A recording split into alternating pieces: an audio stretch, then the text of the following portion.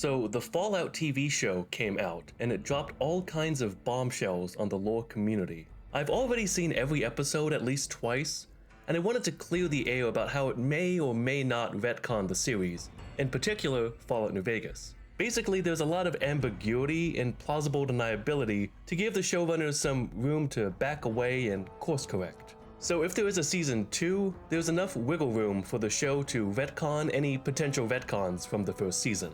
This video is obviously going to contain some massive spoilers, so before I get to that, I do want to give my quick impressions on the show. Overall, I think they did a fantastic job. They absolutely nailed the game's sense of goofy humor, the ultra-violence, the retro-futuristic aesthetic, even the tendency to get sidetracked on side quests. Wasteland's got its own golden receiver.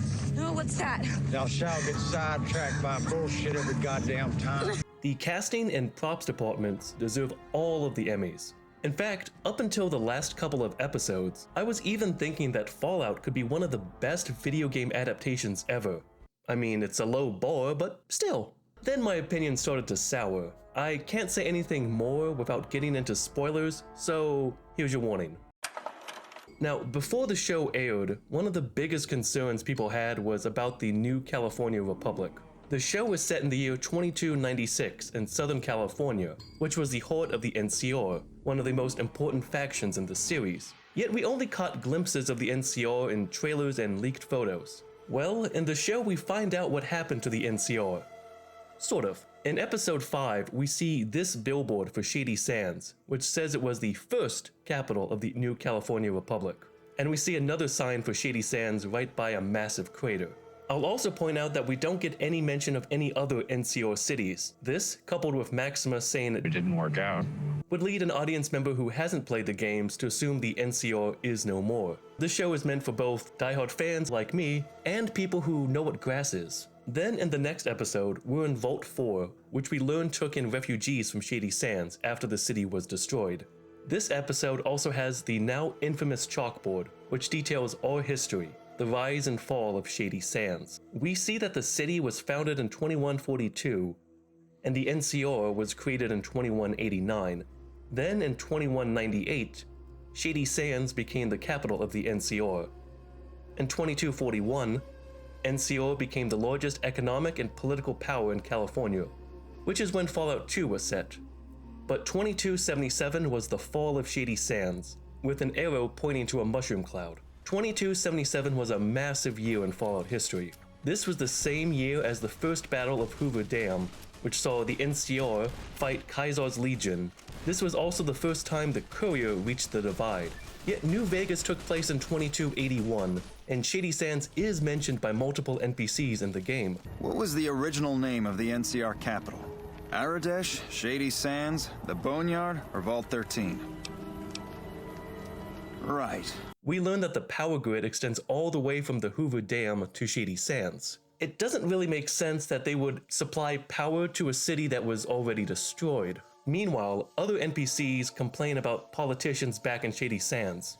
The bottom line for NCR is productivity and growth.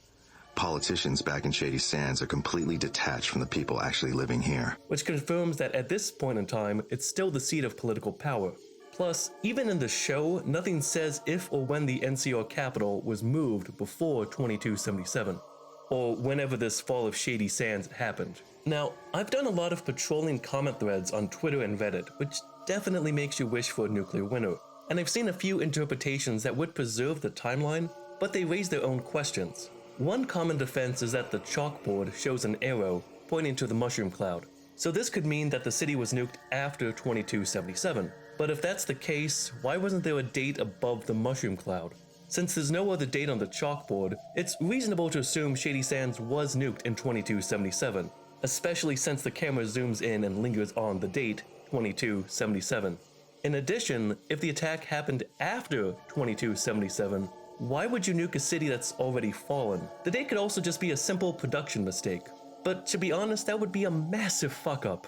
It's bizarre to me that a show that got so many tiny details so right would not catch something this major.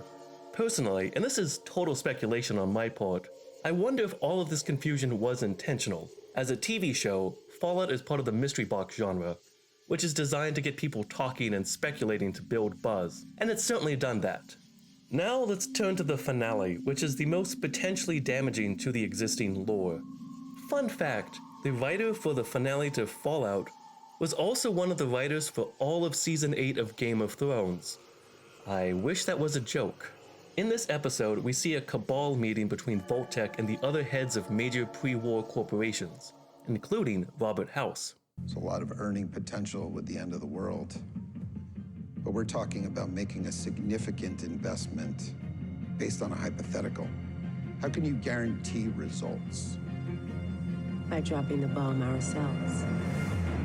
While it had always been deliberately ambiguous as to who shot first, the show makes it seem like it was Vault-Tec all along. That said, it's quite possible that while Vault-Tec may have wanted to shoot first, they still could have been beaten to the punch by the Chinese. That is what one of the original creators for Fallout, Tim Kaine, had envisioned. In any case, this strategy of nuking your competition was used 200 years later. After Lucy finds her dad at the NCR headquarters, we learn that Hank is actually a Vault-Tec executive who was able to destroy Shady Sands after his wife took their children and fled to that city. But how exactly did Vault-Tec launch its own nuke in the 23rd century? And while this was the first time Vault 33 encountered the NCR, why didn't any of the other vaults that had come into contact with the NCR feel threatened by the rise of this political powerhouse? Again, at this point in time, the NCR had been in existence for almost a century. If Vault-Tec's MO is to nuke potential competitors, why didn't they do that earlier? Finally, the last shot of the season has Hank looking at New Vegas in the distance, which looks more like a ghost town than a major city. And as the credits roll, we see the aftermath of a massive battle on the strip, with downed NCR vertibirds, destroyed Securitrons, and all kinds of bombed out buildings in the background. It seems to imply the destruction of both the NCR forces in the area and the city of New Vegas itself. So out of the 4 faction endings to New Vegas, it looks like the show went with a 5th option that's the least interesting. Personally, I think this credit sequence could be one of the biggest retcons, but my current copium is that it's merely stylistic or artistic license. It doesn't really represent what actually happened after Fallout New Vegas. I'm all for exploring the decline of the NCR, and the seeds for that plotline were already sown in New Vegas, with plenty of NPCs commenting on the NCR's political corruption, bureaucratic malaise, and imperialism. I genuinely think it could be a fascinating storyline to watch being the operative word.